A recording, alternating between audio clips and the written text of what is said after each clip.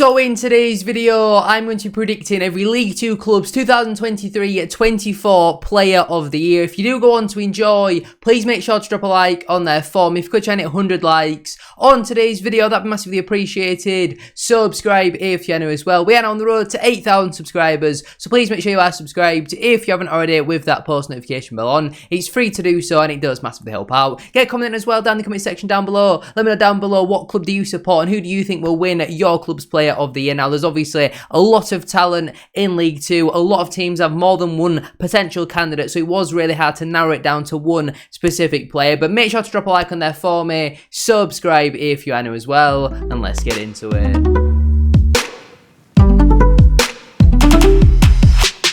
Starting out then with Barrow AFC, I have gone with Ben Whitfield. Now, he hasn't actually made an appearance for them so far this season. I believe he's currently injured and he's going to be out for a couple more weeks, but they lost some big players in the summer, did Barrow. Because Pete Wild's their manager, it doesn't really matter all too much. Ben Whitfield was a player they managed to keep hold of, and he had a very good season last year, especially at the start. 39 starts, 5 goals and 12 assists in there. He was one of the best creative outlets from a number 10 winger player in the division last season. I do think he's massively underrated. I'd definitely take him at Bradford City, and in my opinion, I think he will win Barrow's 23-24 Player of the Year.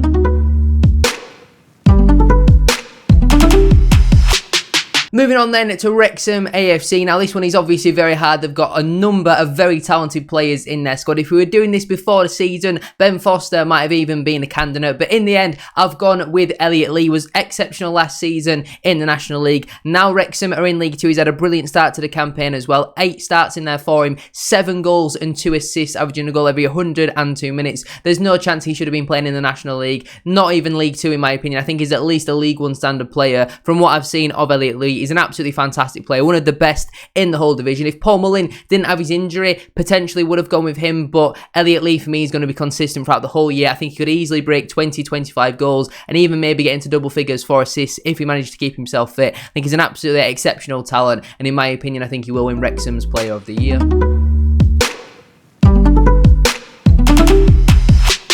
Next up then is AFC Wimbledon, and I have gone with James Tilley. Now, this one wasn't the easiest. They've got a number of very talented players in their squad, but Tilley is a man who came in the summer from Crawley Town for an undisclosed fee, and he's had a very, very good start to the season. Again, another player who I'd definitely take at Bradford City. Traditionally, a right winger who cuts in on that left foot. 8 starts for him so far this season, 7 goals and 2 assists. Very similar to Elliot Lee, averaged a goal every 103 minutes. One of the best wingers in the league. Did really well at Crawley last season, who obviously massively struggled and only just managed about to stay up. He got 5 goals and 1 assist last season in a struggling Crawley side. If Wimbledon are to be successful this season, James Tilley will be a big part of that, and I believe he will win their Player of the Year.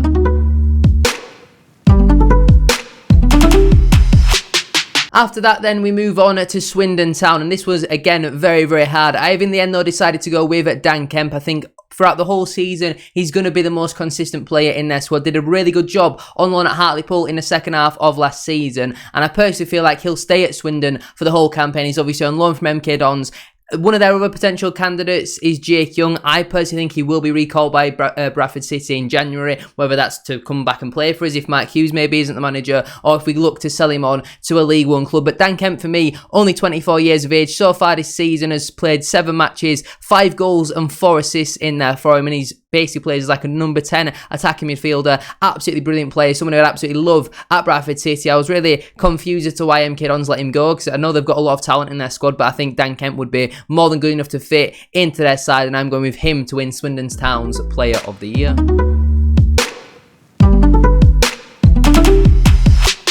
Next up then is Grimsby Town, and I have gone with Kamel Conte. I believe they signed him from Middlesbrough in the summer for an undisclosed fee, and he might only have no goals and 1 assist in 8 appearances, but having watched him play myself, he looks head and shoulders above League 2 level. I think he's absolutely exceptional. Some of his defensive stats here: 1.3 interceptions per game, 3.9 tackles per game, 0.9 clearances per game, and 7.8 balls recovered per game. That is absolutely incredible. He wins a lot of his duels as well, over 50% of his ground duels and just under 50% of his aerial duels. I think he's an absolutely exceptional talent. 89% passing accuracy in his own half, 54% of his long balls are accurate as well. He's an absolutely brilliant player. I think he's someone who's certainly got the potential to play in the Championship one day. I don't think he'll be hanging around in League 2 for very long, and I'm going with him to win Grimsby Town's Player of the Season.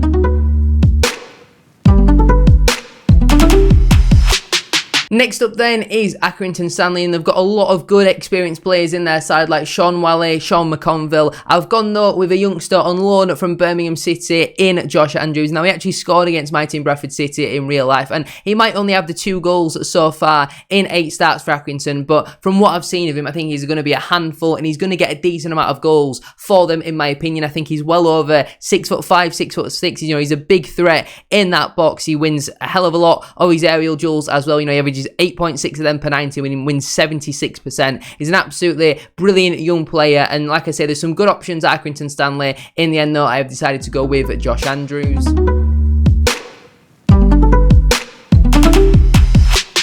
After that, we move on to Notts County, and again, there's some very talented players in their squad. Dan Crowley, David McGoldrick. I've obviously, though, gone with Macaulay Langscaff. Scored an unbelievable amount of goals last season. I believe, personally, he's going to do it again this season. Like I said, they've got some very talented players in their squad. He recently signed a new contract as well until 2027. He scored 4 goals and 1 assist so far in 8 starts for Notts County. You know, scored a brace against Doncaster, a brace against Accrington as well, and he's obviously a very, very talented footballer, someone who's certainly got the potential to make it right to the very top. He's got a 13% goal conversion rate. He's actually also missed 8 big chances so far this season. He could already be on 12 goals. He's an exceptional player, and in my opinion, I do think he will win Notts County's Player of the Year.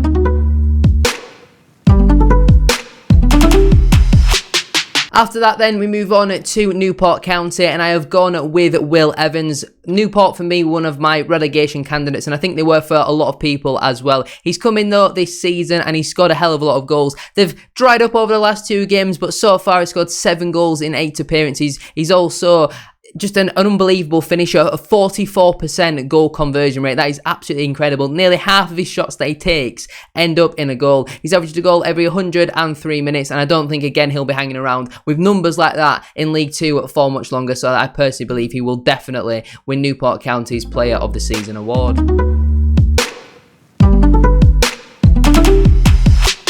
Next up then is Doncaster Rovers. Now this was quite a tough one. They've obviously not had a great start to the season recently, beating Forest Green in the last minute, an absolutely unbelievable finish. I think it was from Ben Close, but I don't think they're going to have anyone really too stand out. In the end, I decided to go with Ayodeji Satona. I've been impressed with what I've seen of him so far. 2 starts for him in the league, 1 goal in there for him, and I do think he is, obviously he's a League 2 winger. There's a reason why he's in League 2. He's going to have some off games, but I think when he's on his day, he's going to be very key for Doncaster Rovers. It could be someone like a Ben Close. If Joe Ironside starts scoring goals as well, I could potentially see him winning the award. But as of right now, I'm going to go with Deji Satana to win Doncaster Rovers Player of the Season.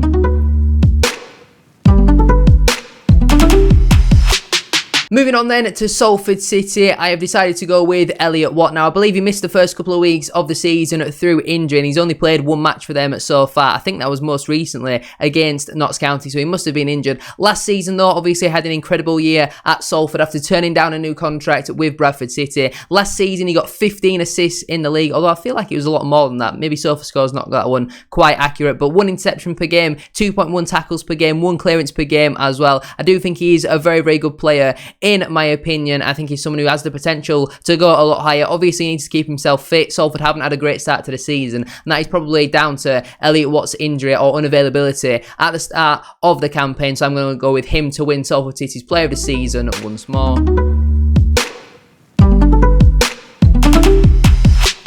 After that then, we move on to Stockport County. Now, they've had a lot of injury issues so far this season, but someone I think has been fairly consistent is Isaac Oloafe, and I think he will win their Player of the Season. 8 appearances, 5 starts, 2 goals and 1 assist in there for him. Obviously, one of them being against my team, Bradford City. Of course it was, but I think he's a really underrated player, you know, and a lot of Stockport fans don't think he's the main man, but I personally quite like him. Every time I've seen him play, whether it's for Sutton or now with Stockport, I do think he's really, really underrated. I think he's a brilliant finisher at this level. That's proven by the statistic of him having a 22% goal conversion rate. That's similar to Andy Cook from last season in there as well. And obviously, Stockport have got a plethora of very good players. It could potentially be Louis Barry. He's had an exceptional start to life at Stockport County. As of right now, though, I'm going with Isaac Oluwafe. Moving on then to our neighbours over at Harrogate Town. Now, this one was quite a difficult one. I've in the end, though, decided to go with Josh March because he was brought in to be Luke Armstrong's replacement. Played a couple of times for Stevenage at the start of the campaign. Hasn't featured for Harrogate yet, so I'm not really too sure what's going on there. But obviously, Luke Armstrong looks set to join Wrexham. That deal didn't eventually get approved by the EFL, and for some reason, he's still playing, even though he clearly doesn't want to be there. Having watched Harrogate, though, they were quite a poor side, and I personally believe March is going to find the goals for them this season. Last season, in League 2 for Stevenage, scored 2 goals in 5 starts, so not bad when he does get the opportunities, and then I do think he will do a good job with Harrogate Town. As of right now, though, I'm going with Josh March to win their player of the season. Before we get into the next team, please make sure to drop a like on there for me and subscribe to the channel if you are new. Get a comment in as well down in the comment section down below, and let's get into the next player of the season prediction.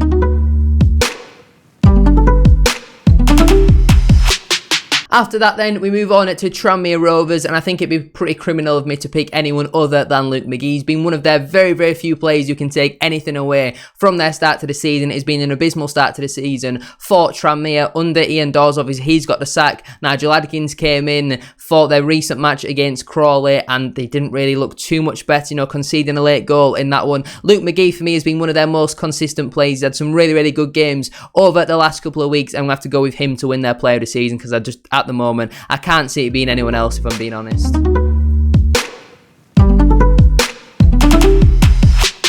Next up then is Colchester United, and I have gone with Samson Tavidi. Now, I could have potentially gone with Junior Tashamedu before he obviously completed his move to the Championship. In the end, though, Tavidi, for me, has had a pretty decent start to the season. Obviously, he had that red card, which wasn't exactly ideal and hasn't really hit the back of the net over the last couple of games. Has only scored the 1 goal for them so far, but last season did pretty well. 2 goals and 6 assists in 18 starts. I think at 19 years of age, he's certainly one for the future, but he's not a bad option as of right now. It could well be Joe Taylor as well. He's had a great start to life at Colchester. He's had a brilliant spell. I think on loan from Luton Town. As of right now, though, I'm going to go with Samson Tavidi.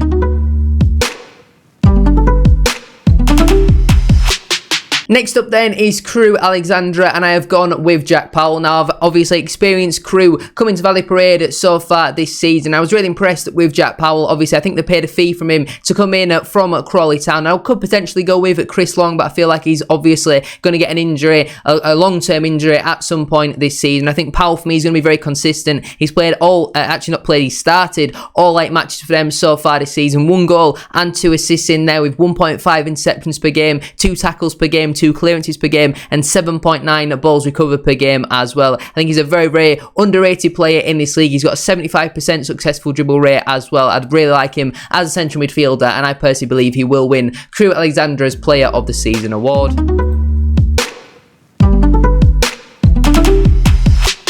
Moving on then to a team like Gillingham, I have gone with Shadrach Ogie. Now, they've been very consistent defensively so far this season. I was very surprised to see Leighton Orient actually allow this move to go through. I think he's a very, very good ball-playing centre-half at this level. I was really surprised to see him go to Gillingham. I'm not really too sure he suits Neil Harris's style of play, but at 22 years of age, left-footed, can play left centre-back or also left-back as well. I think he's a very, very good player in my opinion. Has played 8 games for them so far, keeping 5 clean sheets, 1 interception per game, 1.8 tackles per game, 7.1 balls recovered per game, and 3.9 clearances per game as well. He wins 67% of his ground duels and 72% of his aerial duels as well. That is certainly not too bad for a centre-half.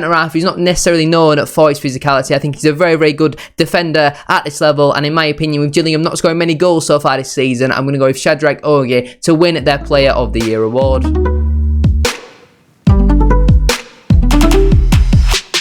After that, we move on to Forest Green Rovers, and I have gone with Fankete Darbo. And I was really surprised to see him move down from the Championship all the way down to League 2. I personally felt he would have got someone at League 1 level. Maybe that offer didn't quite come for him, and I know Forest Green's not too far away from Coventry, so it might have been a location thing. I'm not really too sure. He has played 2 games for Forest Green so far, hasn't really impressed in either of them. You know, he's conceded 6 goals in them 2 games, but I think he's a very, very good player. Obviously, the way he left Coventry was absolutely heartbreaking, missing that penalty, and that was his last ever kick for Coventry after spending a number of years there. But he's clearly a very talented player. At 27 years of age, I think he's going to come in and slot in nicely, potentially be that Kane Wilson replacement they've been crying out for over the last season or two, and I'm going with him to win their player of the season.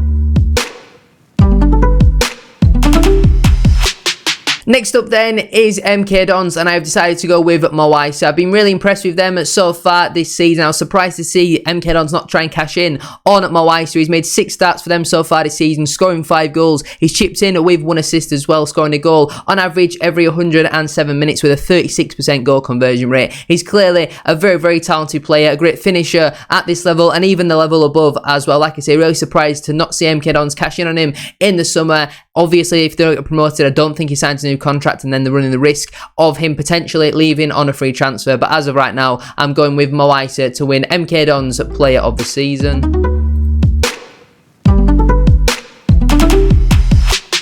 After that then, we move on to Morecambe FC, and I have gone with Jan Song. I think he's going to be very consistent for Morecambe. He's played 7 matches for them so far this season, starting all 7 as well. He gets along well with Derek Adams. They've got a very good relationship there, and I was going to potentially go with Michael Mellon. That red card at the weekend, though, slightly brought him down in my estimation. Jan Songo's always a very consistent player at League 2 level. You always get a 6 or a 7 out of 10 from him, and he's just a very good midfielder, centre-half, very versatile, and I personally think he will win their Player of the Season award.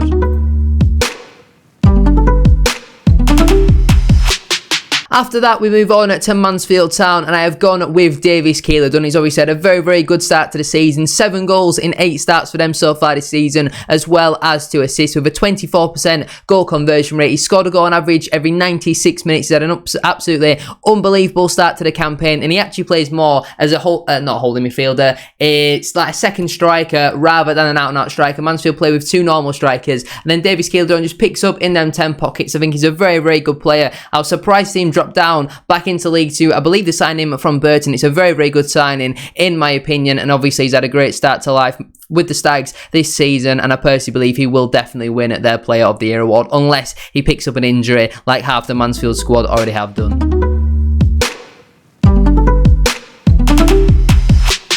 After that then, we move on to Crawley Town, and I have gone with Nicholas Tsaralula. I do apologise if I have pronounced his name wrong. I don't think there's going to be many standout players at Crawley this season, despite them obviously having a pretty decent start to life in League 2, but I think eventually it will catch up with him. I do think they will drop off, and you know, he's played all 8 matches for them so far this season, 3 goals and 2 assists in there from left back, left midfield. I think he's a very, very talented player in my opinion, and I personally believe he will win Crawley Town's Player of the Season. Like I say, not many options to choose from, but I'm going to go with the Cypriot. I'm going to go with him to win their Player of the Season award.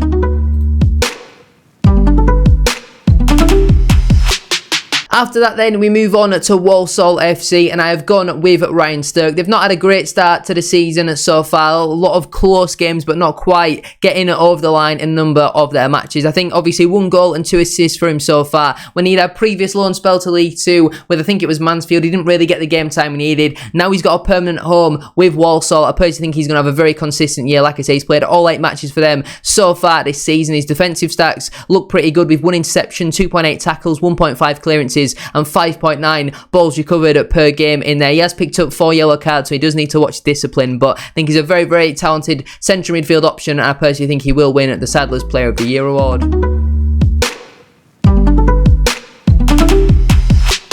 The penultimate team then on this list is Sutton United, and I have gone with Harry Smith. Obviously, he did pick up a red card against Barrow, and according to SofaScore, he got a 3 out of 10 match rating for that one. But I think Sutton have obviously struggled so far this season, conceding goals for fun. You know, they've conceded 9 goals in their last 2 matches, and they've not really been scoring many. But Harry Smith, someone who's popped up with 2 goals and 1 assist in 5 appearances. He's averaged a goal every 175 minutes with an 18% goal conversion rate. And I was surprised to see Sutton pick him up, to to be fair. I do think he is a steady League Two forward, obviously a bit of a target man. I think he's 6'4", 6'5", and in my opinion, I personally do believe he will win Sutton United's Player of the Season award.